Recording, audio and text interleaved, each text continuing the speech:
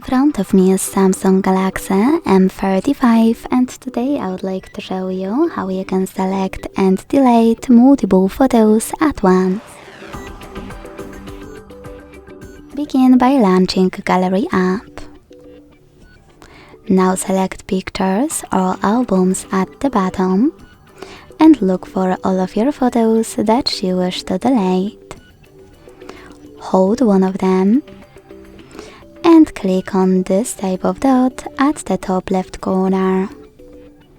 If you wish to keep some, just tap on the ones that you wish to leave. And to get rid of the rest, use delete button at the bottom.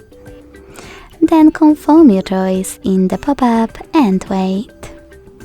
Thanks so much for watching. If you enjoyed this video, leave a like, comment and subscribe. Bye!